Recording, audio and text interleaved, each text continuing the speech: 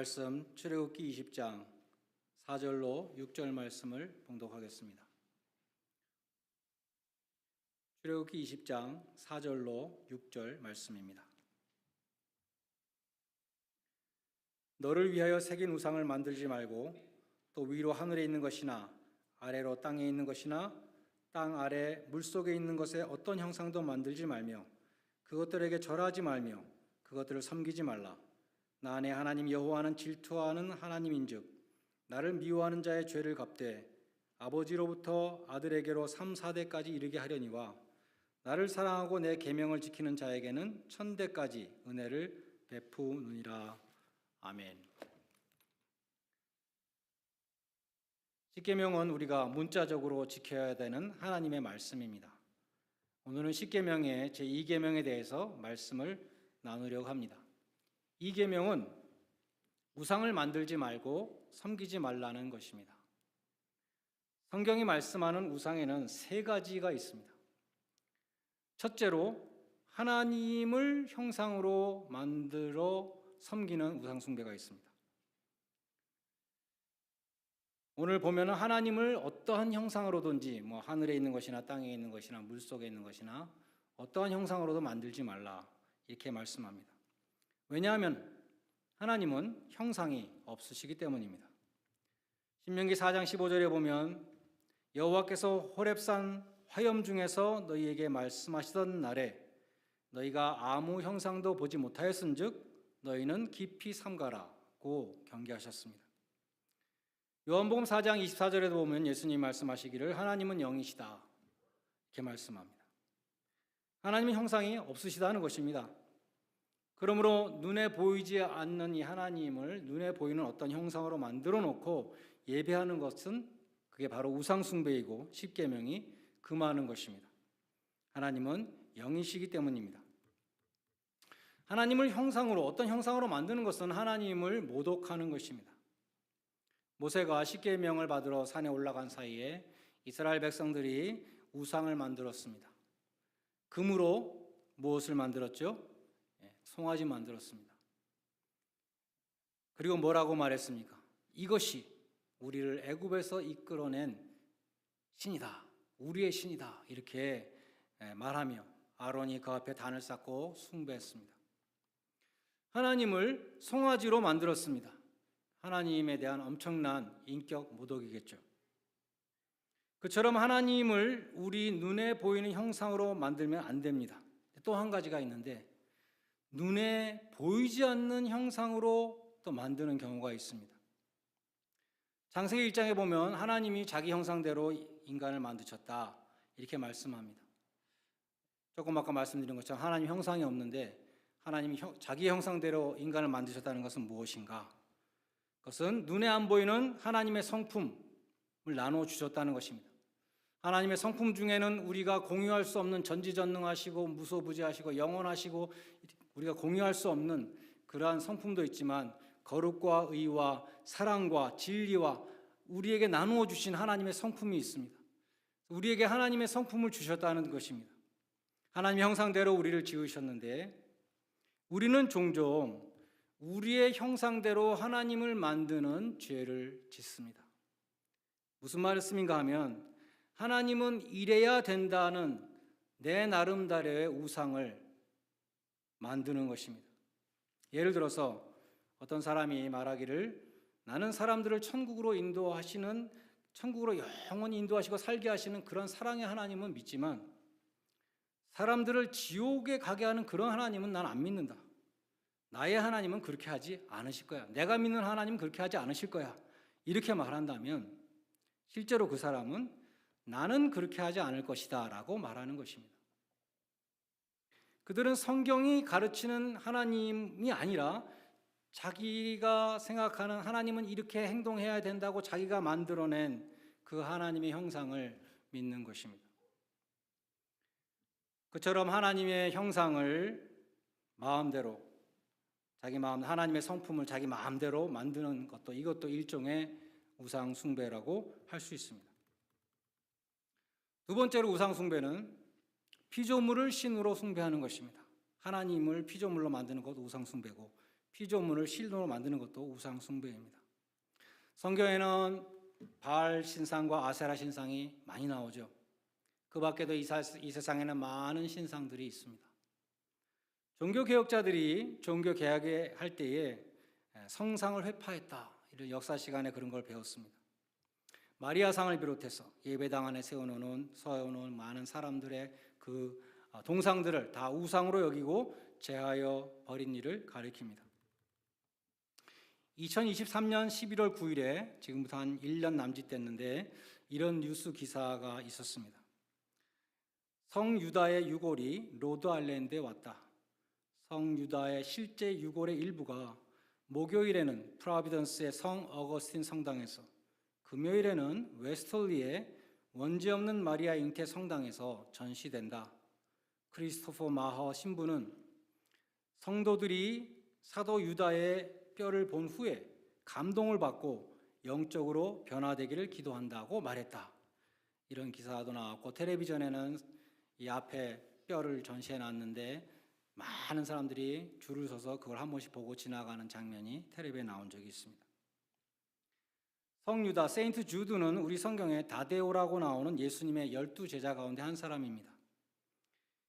그 예배당에 전시된 그 제자의 뼈를 만나면서 예수님에게 더 가까이 갈 수 있다고 말합니다. 이것은 사람의 뼈를 신성시하는 우상 숭배라고 할 수 있습니다. 열왕기하 18장 4절은 히스기야 왕의 종교 개혁을 기록하고 있는데 이렇게 되어 있습니다. 여러 산당을 제하고 주상을 깨트리며 아세라 목상을 찍으며 모세가 만들었던 놋뱀을 이스라엘 자손이 지금까지 분향함으로 그것을 부수었다. 이렇게 되어 있습니다. 민수기 21장에 보면 이스라엘 백성들이 하나님 앞에 불평했을 때 하나님이 불뱀을 보내서 이스라엘 백성들이 물려 죽어가고 있었습니다. 모세가 하나님의 말씀대로 장대에 놋뱀을 매달고 이 놋뱀을 바라보면 너희가 살 것이다 라고 복음을 외쳤습니다. 그런데 그 이스라엘 자손들이 열왕기하에 보면은 히스기야 왕 때까지도 그 놋뱀을 우상처럼 섬기고 분향을 했다는 것입니다. 그래서 우리 주님께서는 우리에게 아무런 유품을 남기지 않으신 것 같습니다. 유일한 유품이 될 뻔했던 주님의 옷은 군병들이 나눠 가졌습니다. 만약에 유품을 남기셨다면 그것을 숭배하는 사람들이 반드시 생겨났을 것입니다. 오늘날도 예수님이 입으셨던 수의가 발견됐다. 예수님이 최후의 만찬에서 사용하셨던 잔이 발견되었다. 혹은 예수님이 달리셨던 십자가 나무의 일부가 발견되었다. 이런 이야기들이 지금까지 나온 것을 보면 사람들이 얼마나 우상 숭배를 좋아하는가를 볼 수 있습니다. 주님은 단지 말씀을 남기셨고 성령을 보내주셨습니다. 그래서 우리는 말씀과 성령을 통해서 주님께 가까이 갈 수 있는 것이지 누구의 뼈다귀를 통해서 갈 수 있는 게 아니라는 것입니다. 사람이 만든 것을 섬기는 우상 숭배에 대해서 이게 얼마나 어리석은가 성경은 말씀합니다. 시편 115편 4절로 7절은 말씀합니다. 저희의 우상은 은과 금이요 사람의 수공물이라. 입은 있어도 말하지 못하며 눈이 있어도 보지 못하며 귀가 있어도 듣지 못하며 코가 있어도 맡지 못하며 손이 있어도 만지지 못하며 발이 있어도 걷지 못하며 목구멍으로 소리도 못하느니라. 또한 이사야 선지자는 이렇게 말씀했습니다. 사람들이 주머니에서 금을 쏟아내며 은을 저울에 달아 장색에게 주고 그것으로 신을 만들게 하고 그것에게 엎드려 경배하고 그것을 들어다가 어깨로 메어다가 그의 처소에 두면 그것이 서서 있고 제자리에 서서 거기서 움직이지 못하며 그것에게 부르짖어도 능히 응답하지 못하고 고난에서 구하여 내지도 못하느니라. 어리석다는 것이죠. 살아계신 하나님의 자리에 이런 물건을 놓고 절하는 것이 우상 숭배입니다. 신명기 16장 22절에 보면 자기를 위하여 주상을 세우지 말라. 내 하나님 여호와께서 미워하시느니라 했습니다. 시편 97편 7절에도 조각 신상을 섬기며 허무한 것으로 자긍하는 자는 다 수치를 당할 것이다 고 말씀합니다. 피조물을 섬기는 우상 숭배에는 유교의 제사도 포함됩니다. 기독교가 중국에 처음 전파되었을 때 가장 먼저 부딪힌 것이 제사의 문제였습니다. 유교에서 섬기는 신은 조상신입니다. 영어로 ancestor worship이라고 합니다. 본래 공자는 신학에 별로 관심이 없었습니다. 그는 귀신이 있다는 것은 인정했지만 가까이 하지 말라 논어에서 말합니다. 이 세상 일도 우리가 잘 모르는데 저 세상 일까지 뭐게 관심이 많냐 이렇게 말합니다. 그러니까 공자는 불가지론자였다고 할 수 있습니다. 반면에 순자라는 사람은 철저한 합리주의자였습니다. 초자연의 세계를 철저히 완전히 인정하지 않는 그런 사람이었습니다. 그는 말하기를 조상 숭배라는 것은 평민들에게는 종교 행사지만 군자들에게는 인간적인 행사다 이렇게 말했습니다. 어리석은 평민들은 진짜 조상신이 있다고 그렇게 믿지만 사실 그런 건 없고 제사 예식을 통해서 가족이 하나가 되고 사회의 질서를 세우는 것이다 이렇게 말하는 것입니다. 유교 사회에 기독교가 들어가면서 청나라 때 강희제라는 그 황제 때 유명한 전례 문제가 터졌습니다. 1742년에 교황이 칙령을 내려서 유교의 제사를 종교 행위로 보고 금한 것입니다. 제사는 조상신을 섬기는 예식이므로 우상 숭배라고 규정한 것입니다. 가톨릭 교도들은 이제 목숨을 걸고 제사를 드리지 말아야 했습니다. 한국에서도 전라북도에 윤지충이라는 양반이 있었는데 자기 어머니의 신주를 땅에 묻었다가 1791년에 목배임을 당했습니다. 그는 차라리 양반법을 어기면 어겼지 천주께 죄를 지을 수 없다 했습니다. 그러나 천주교는 후에 1939년에 새로운 교황의 칙령을 통해서 제사를 인정해 줍니다. 제사를 마음대로 드려도 된다고 한 것입니다. 요즘에는 개신교에서도 제사에 대해서 개방적인 태도를 취하는 신학자들이 있습니다. 자유주의적인 신학교 교수들의 글을 읽어보면 순자하고 비슷한 얘기를 합니다. 제사는 종교행위가 아니라 가족행사라는 것입니다. 그러나 그런 식으로 말하면 신사참배도 죄가 아닙니다. 일본 정부는 신사참배는 종교행사가 아니다, 국가행사다라고 강조했었습니다. 신사참배가 종교행위가 아니라면 우상숭배도 아니고 죄도 아닌 것입니다. 제사예식을 보면 죽은 영혼을 부르고 축문을 읽고 제물을 드리고 절을 하고 음식을 드리고 죽은 영혼을 대상으로 제사를 드리는 것입니다. 나는 조상신을 믿지 않고 그냥 이거는 가족 행사다라고 그렇게 합리화한다고 해서 우상숭배가 안 되는 것이 아니라는 것이죠. 죽은 자의 이름 뒤에 신위라고 하는 그 귀신 신자를 붙여서 그런 타이틀을 붙여놓고 그 앞에서 절하는 것은 하나님 앞에 우상숭배가 되는 것입니다. 세 번째로 성경이 말씀하는 우상에는 영적인 우상, 우리 마음속의 우상이 있습니다. 에베소서 5장 5절에 보면 우상 숭배자는 하나님 나라에서 기업을 얻지 못한다고 말씀합니다. 고린도전서 6장 9절도 우상 숭배하는 자는 하나님 나라를 유업으로 받지 못한다. 계시록 20장 15절에도 우상 숭배자들은 성 밖에 있을 것이요라고 말씀합니다. 우상 숭배자는 천국에 들어갈 수 없다. 이 말씀에 대해서 이의를 제기하는 사람은 아무도 없을 것입니다. 그런데 바울이 말씀하는 우상 숭배는 우리가 보통 생각하는 것과 매우 다릅니다. 우리는 우상 숭배라고 하면 금송아지 앞에서 절하는 것, 바알이나 아세라 신을 섬기는 것 이런 쪽으로 생각하면서 나는 적어도 우상 숭배를 한 적이 없다고 그렇게 자부할 수 있습니다. 그런데 에베소서 5장 5절은 탐하는 자가 우상 숭배자라고 말합니다. 탐하는 자가 우상 숭배자라면 우리 중에 많은 사람들이 어쩌면 대부분이 천국에 들어갈 수 없을지도 모릅니다. 우상 숭배자가 탐심을 가진 자가 천국에 들어갈 수 없다고 그렇게 말씀한다면 그렇게 말씀하죠.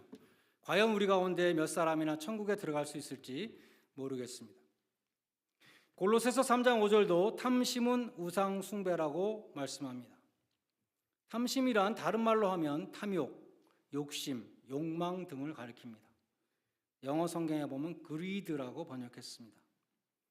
칼빈은 말하기를 우리 마음은 우상을 만들어내는 공장 같아서 계속해서 우리의 관심과 사랑의 대상이 되는 것들을 새롭게 만들어낸다고 했습니다.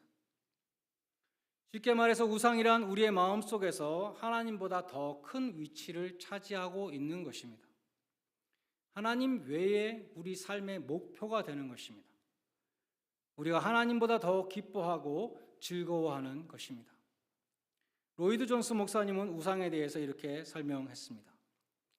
우리의 삶 속에서 가장 중심을 차지하고 있고 가장 큰 일로 여겨지며 우리 마음을 사로잡는 것, 그것이 우상입니다. 하나님 외에 우리 삶의 목적이 되는 것, 그것이 바로 우상입니다. 어떤 사람들은 돈을 숭배하고 있습니다. 돈으로 얻을 수 있는 것을 경배하고 있습니다. 어떤 사람은 신분이나 지위를 숭배합니다. 다른 사람들은 자신의 능력이나 머리를 숭배합니다. 어떤 사람들은 자신의 외모를 숭배합니다. 하나님은 우상을 미워하신다고 성경은 말씀하죠. 그리고 오늘 본문에 보면 하나님이 질투하시는 하나님이다라고 말씀하고 있습니다. 성경에서 하나님과 이스라엘 백성 사이의 이 언약은 혼인에 비유됩니다. 만약 이스라엘이 하나님을 떠나서 다른 신을 섬긴다면 하나님은 질투하시고 미워하신다는 것입니다. 그래서 우리가 일단 하나님과 언약 관계에 들어간 다음에 우상을 숭배하는 것은 간음이라고 성경은 계속해서 말씀합니다. 시편 78편 58절 59절에 보면 하나님은 자기 백성이 조각한 우상을 섬길 때에 화를 내시고 분을 내시고 이스라엘을 크게 미워하셨다라고 말씀합니다. 우상 숭배는 하나님을 진노케 하는 것입니다. 우리가 익히 아는 대로 하나님은 아브라함을 시험하셨습니다. 하나님께서 아브라함에게 네 사랑하는 독자 이삭을 바치라고 명하셨습니다. 이삭은 아브라함에게 자기의 생명보다 더 귀한 그의 모든 것이었습니다. 그러게 이삭은 아브라함에게 우상이 될 수 있는 존재였습니다. 하나님은 아브라함에게 누구를 더 사랑하느냐고 물으신 것입니다. 칼을 들어 이삭을 내리치려는 그 아브라함의 행동을 보시고 하나님은 말씀하셨습니다. 그 아이에게 내 손을 대지 말라. 네가 네 아들 독자까지 나에게 아끼지 아니하였으니 내가 이제야 네가 하나님 경외하는 줄을 아노라.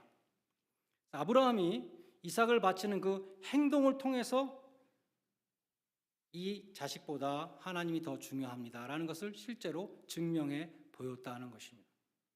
그리고 시험에 합격했습니다. 신약에 보면 부자 청년이 나오는데 마태, 마가, 누가, 공관복음에 다 나오는 기사입니다.